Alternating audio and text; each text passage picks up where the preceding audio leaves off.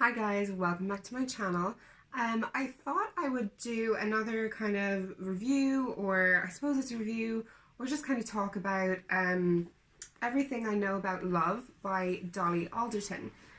So basically I didn't know anything about Dolly Alderton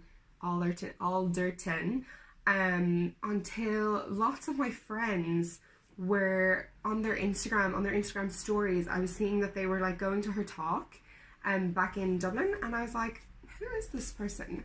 And like lots of my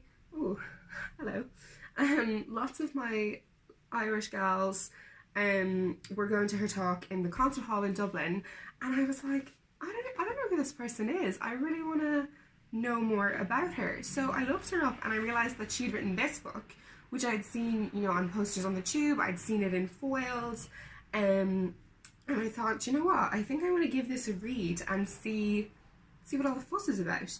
So basically it's an autobiography, and she starts it's like about all her relationships, and yeah, it's like her view on love and relationships since she remembers, basically.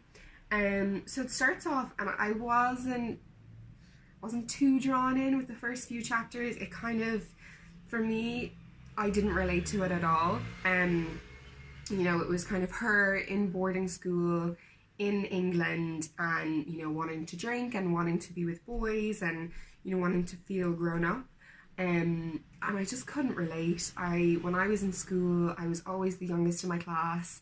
I just wasn't really interested in drinking until I finished school, because I was 16 when I finished school. Wasn't really interested in boys until maybe halfway through secondary school. And yeah, so I didn't really relate, and I kind of, as the book went on, then I related a little bit more with her.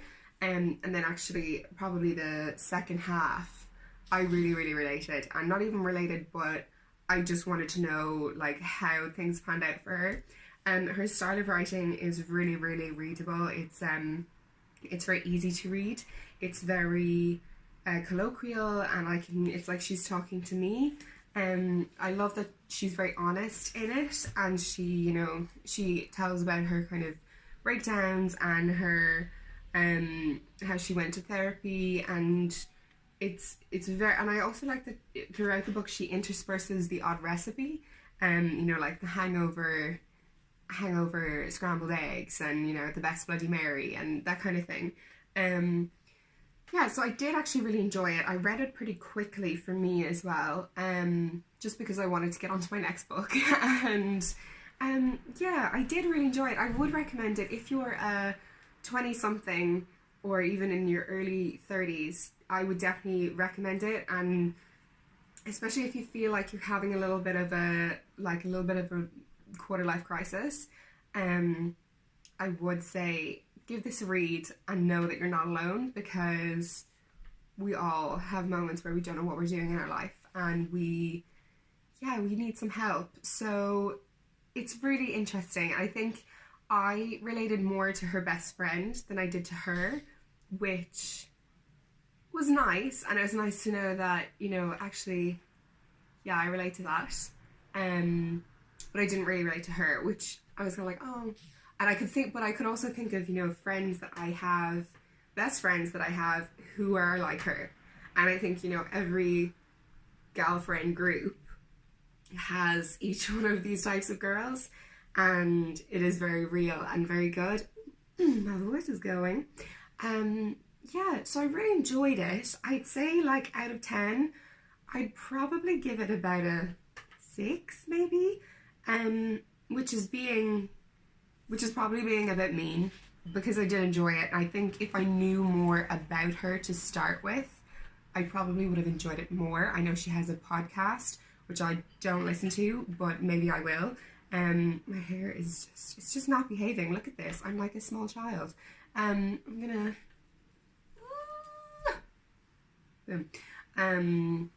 Yeah, I think, if I listen to her podcast or read some of her stuff, I found it really, really interesting that I found out that she was a writer on Made in Chelsea, which is really, really funny. And was it Made in Chelsea or was it The Only Way is Essex? I can't remember. But anyway, she did a lot of TV writing, which I didn't know. I thought she was a journalist, and like only a journalist, which is obviously not only, but like, yeah, I did find it really interesting. I found it really nice to have an insight into someone's life who I didn't necessarily follow beforehand, because most of the autobiographies that I have read have been, you know, people that I have followed, like Anna Kendrick or Steven Tyler, Walt Disney, you know, people who I have always followed and always looked up to, or even Ashley Graham. Like, I'm obsessed, and I was so obsessed to read her book.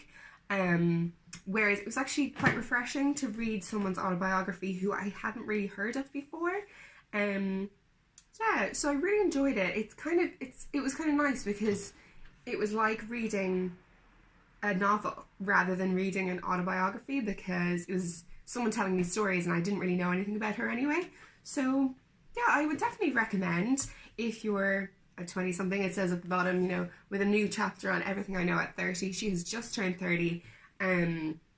So give it a read, especially if you're like having a bit of a crisis and you don't know what to do with your life, which I think around my age most people are. We're kind of like, okay, now shit's getting real. I'm a real grown up.